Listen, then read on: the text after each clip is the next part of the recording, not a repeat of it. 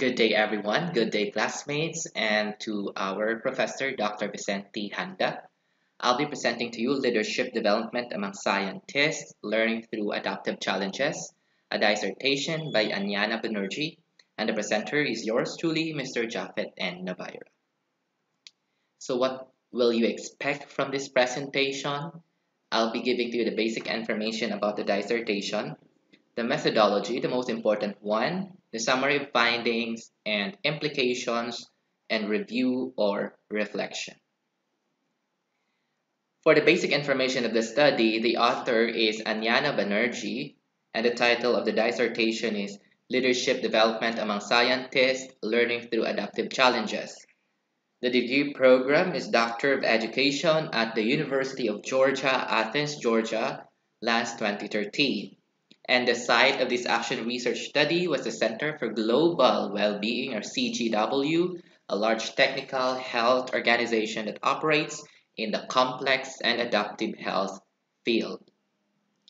The research purpose is the study was conducted to identify the types of leadership challenges that arise in a scientific health organization, that is the Center for Global Well-Being, and to develop learning approaches that support and challenge early career scientists to grow their capabilities for skillful and timely action. Specifically, here are the research questions of the study.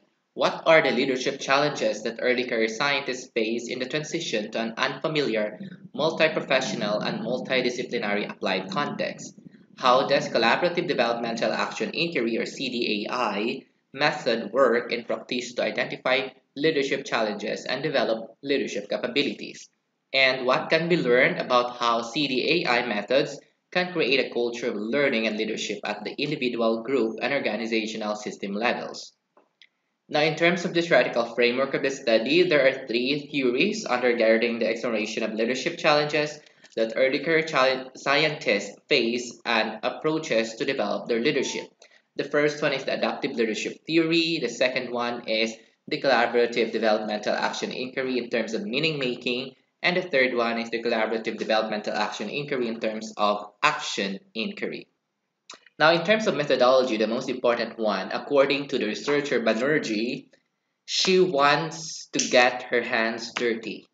That's why she needed a methodology that would offer a thick description of the leadership challenges, something that would give her a thick description of data, both leadership challenges and career scientists face on how collaborative developmental action inquiry helps identify development leadership in applied practice setting.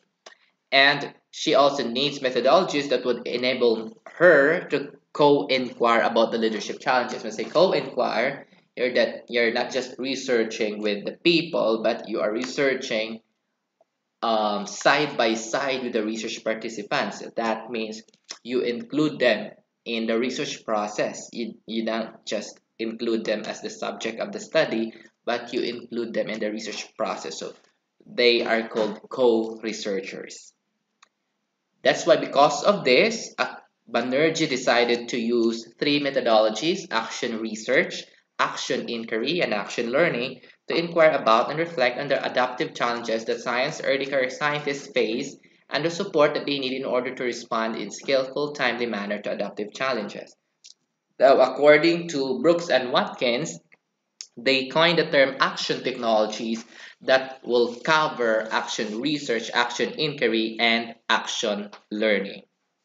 Now, action technologies, according to Brooks and Watkins 1994, are methodologies whose epistemology is aligned with the notion that we can come to know from our experience through cycles of action and reflection. With this, although the epistemology was not highlighted in the perspective of Crotty in terms of constructionism, subjectivism, or objectivism, but it was made clear here by the author that the epistemological stance used in the study believes in the notion that we come to know from our experience through cycles of action and reflection. So this has something to do also with constructionism as in the perspective of Crotty. Now, action technologies are particularly well suited for this study because These methodologies directly engage those practitioners who are affected by the challenge being explored. So, the practitioners or the subjects of the study are directly engaged to find solutions to the problem being addressed. So, with this, you can also find some sort of critical inquiry from this description of the author, and somehow this has a touch of subjectivism also. Now, action technology meta frameworks. So these are the methodologies used in the study: action research, collaborative developmental action inquiry, and action learning. Now, when we say CDAI or collaborative developmental action inquiry, it is a pedagogical methodology because it engaged the participants in reflection and inquiry in a collaborative manner so that learning occurs from individual and shared experiences. So not only individual but shared. CDAI was used to collaboratively inquire about and understand the types of adaptive challenges that the early career scientists face in their transition to the Center for Global Well-being. So CDAI was used mainly to identify adaptive challenges that these young scientists face. It emphasizes three research inquiry: the first person inquiry, or inquiry into our own actions; second person inquiry into our actions with others; and third person inquiry, inquiry on how our collective actions will impact a larger organization. Because the goal of this action research is not just to identify the leadership challenges or the adaptive challenges and how to use CDAI to address those challenges, but how can we impact to a larger organization from the things that we have learned in this study. So from these three types of research in CDAI, CDAI offers a comprehensive approach integrating these three: first, second, and third person inquiry. I think the previous authors of the books on action research also discussed these three types of action inquiry. One of the central aims of collaborative developmental action inquiry, or CDAI, is that ongoing timely action. That's why this is the purpose of the study. The timely action, 2 years, this action research actually lasted for 2 years. Timely action that requires integration of these three types of research practice. This approach is relevant because the aim is not only to develop leadership capabilities individually and as a group to the early career scientists, but also to use those capabilities to impact the organization. Now, it also involves action research group and intervention group. Who comprise the action research group? This actually comprises one action research team involving supervisors and mentors. Now, the supervisors are in charge of assigning and overseeing day-to-day tasks of early career scientists, but the mentors offers advice and guidance to the young scientists in terms of professional development. These action research team actually come up with a convergence around three areas: the research interest of the author, the strategic challenge, and the gap in the literature. And they come up with this challenge: what is the nature of leadership challenges that early career scientists face? Which is actually related to the first question of this research undertaking. And this action research team and the author develop an approach for working together, identified organizational learning challenge of mutual interest. That's why making it collaborative and democratic at the same time. So these are the members of the action research team, including supervisor, mentor, program stakeholders, action researcher, or the researcher Anyana. Pseudonyms are used for all organizations and people referred in this document to increase anonymity. Now, we also have another group, which is the intervention group. These are the early career scientist action inquiry group. So this includes the 2011 early career scientists, consisting of 7 scientists. So the background and intention of this study was presented to these young scientists during the orientation training, and informed consent was also ensured, which was reviewed and approved by the University of Georgia Review Board. The program admits only advanced technical experts who have earned a doctoral degree from an accredited university. So these early career scientists, or the seven scientists, were actually graduates of doctoral degree from accredited university. That could include the following disciplines: economics, decision analysis, health services, and applied economics.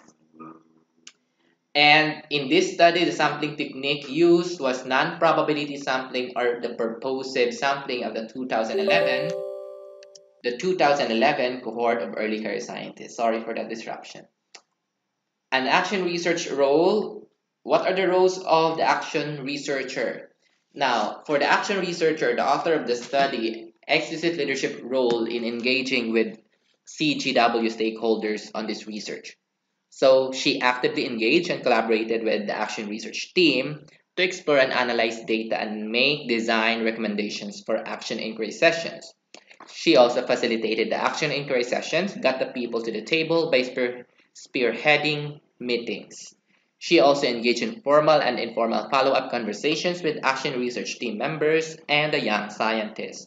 As a deputy, she enabled to have timely access to the early career scientists and supervisors and to be accurately aware of the strategic and operational challenges of the running program. So what are the data generation methods? Qualitative methods were used in this study to understand the meaning making of participants. The author facilitated action inquiry sessions, about 3 to 3.5-hour meetings, and she conducted individual interviews. Action research and action inquiry methods generated rich data and adaptive challenges of these young scientists. So these are the summary, the matrix of the data generation methods included in the study: action inquiry sessions, leadership development profile, case learning, action learning project. The sources of data were also enumerated, the analysis method, the how the author analyzed the data, constant comparative analysis of RUNA 2005. We also have recorded sessions, coding data, thematic analysis. Now, the trustworthiness. To ensure the trustworthiness of the data, the researcher did member check of the results, audit trail, reflexibility. Now, these are other generation method, data generation method: interview, meetings, email correspondence, incidental observations, casual observations, conversations, action research journal. Now, other data generation methods include action inquiry sessions. So what is this action inquiry session? These are actually engaging early career scientists in one of the four pillars practices for developing leadership from constructive development theory. These practices included the following: examining work challenges, exploring leadership roles, engaging in reflection, and peer coaching. So these are included in the action inquiry session. Now, the format of the action research team meetings was similar to the action inquiry session with the early career scientists. The researcher, actually, Dr. Banerjee, was the facilitator of the action research meetings. Those meetings and inquiry sessions were recorded. Group interview with early career scientists were also conducted at the end of the study to gather learning and conduct member checks. Group interview with the action research team was also conducted. Individual interviews with early career scientists were also conducted for personal learning. Action inquiry, in terms of data analysis procedure, action inquiry and action research sessions were recorded, transcribed, identified themes, patterns, and questions that were emerging from the data. Now, the data were coded, tracked using RUNA qualitative data analysis method. So the method involves organizing, coding, sorting, retrieving using MS Word. In terms of trustworthiness of the data or validity of the results, audit trail was also conducted, where the researcher documented the action research process using the audit trail. In this way, the reader can replicate the process of the study and see how the raw data in order to understand how it came up, or the researcher came up with the findings. Member checks and triangulation of data were also used. And for quality or trustworthiness, this refers to rigorous participatory action research. That's why, to ensure rigor, the researcher engaged participants in making decisions about the process and interpretation of findings. That's why the participants were actually part of the research process, not just the ones being researched, but they work side by side with the author. Now, trustworthiness on the third person level refers to whether the action research changed anything. So this is another indicator of trustworthiness. And in this study, it has changed the views, practice, and action of leadership development among scientists. Now, the major stakeholders are the supervisors, young scientists, leaders, and managers. So these are also sample rubrics for analyzing adaptive challenges.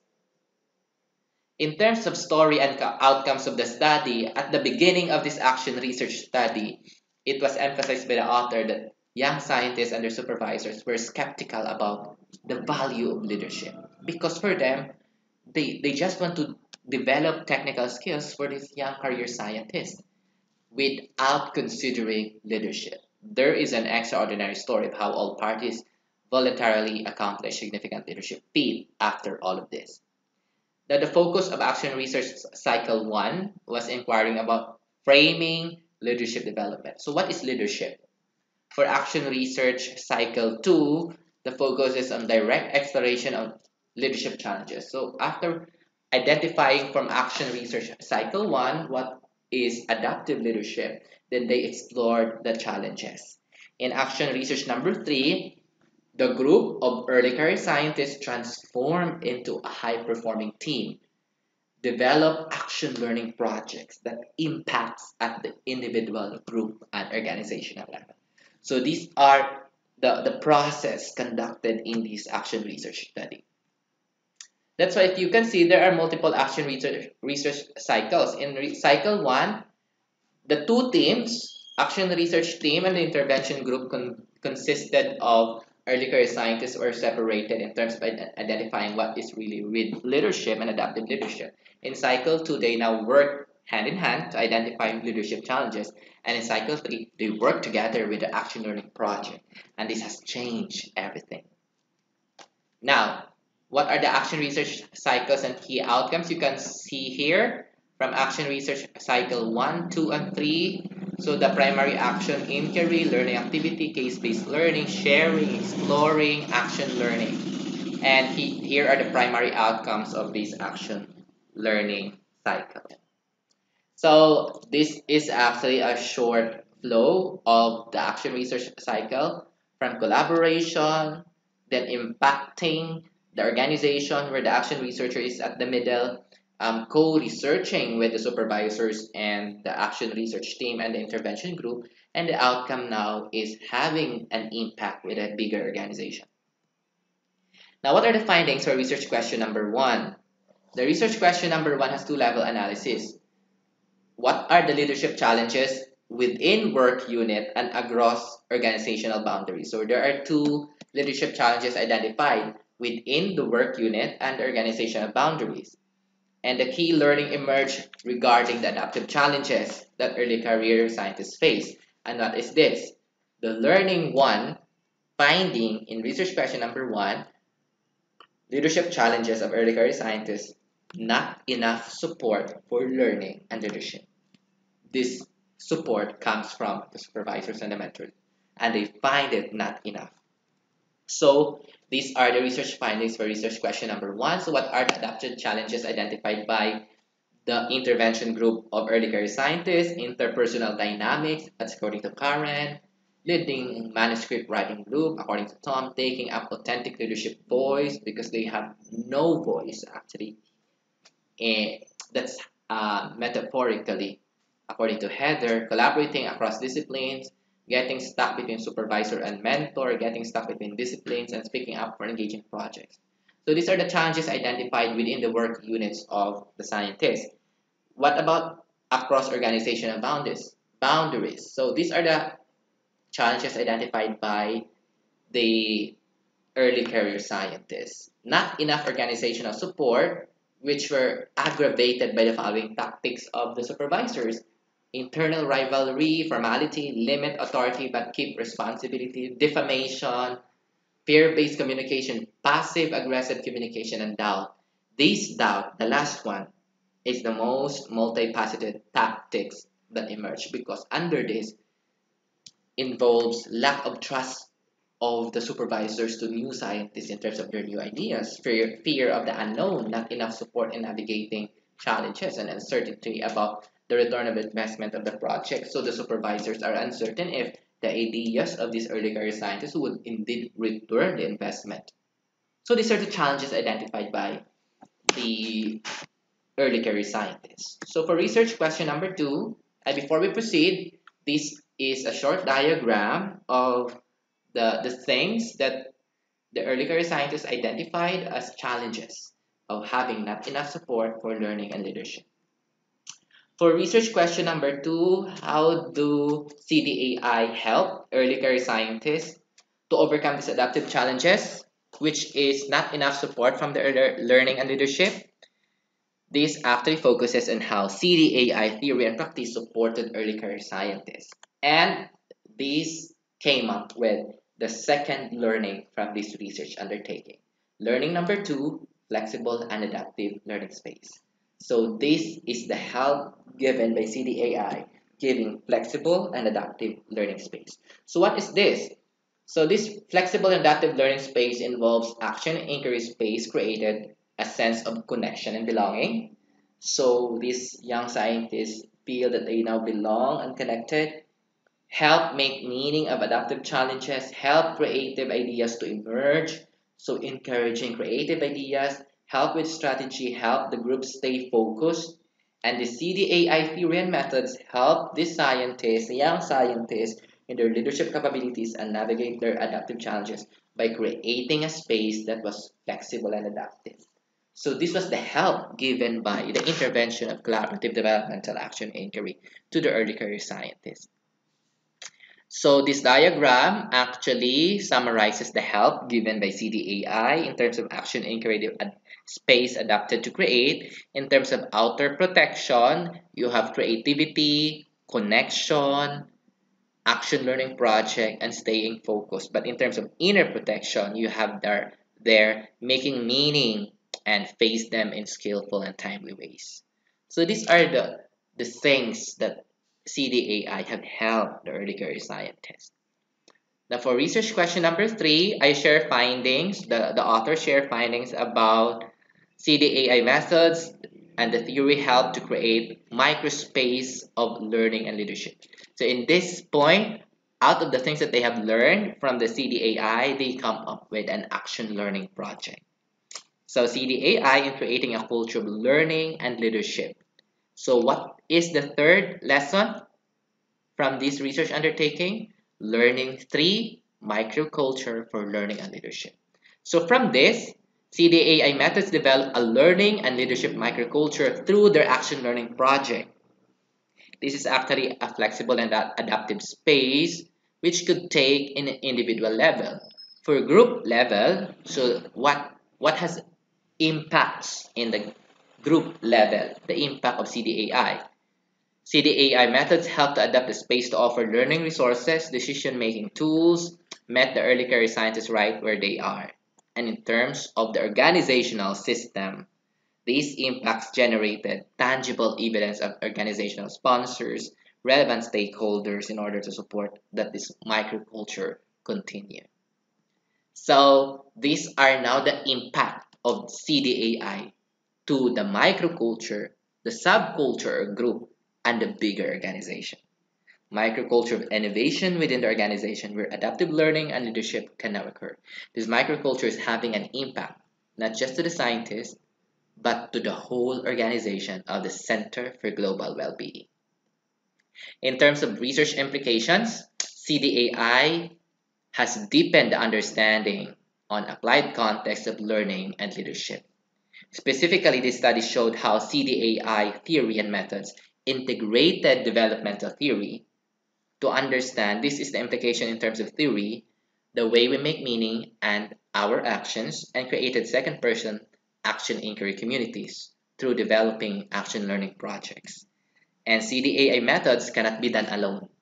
This is in terms of practice, implication to practice.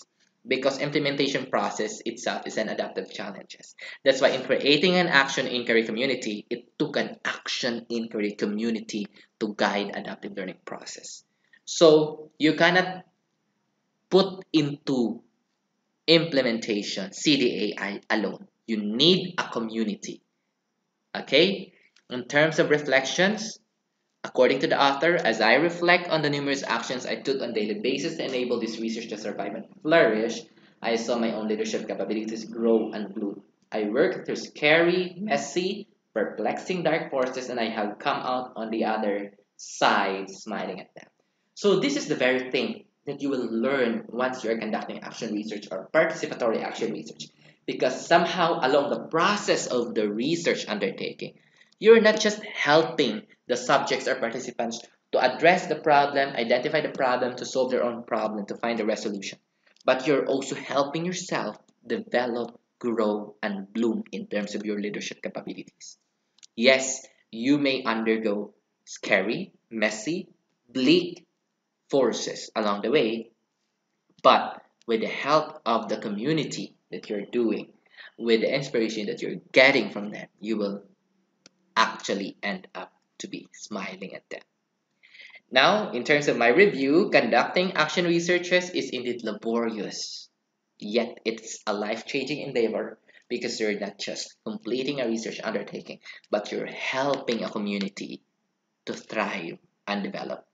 Epistemological and theoretical research perspectives were not explicitly highlighted. Yes, the epistemology and theoretical research perspective, according to Kuroti, were not highlighted or explicitly highlighted in the study.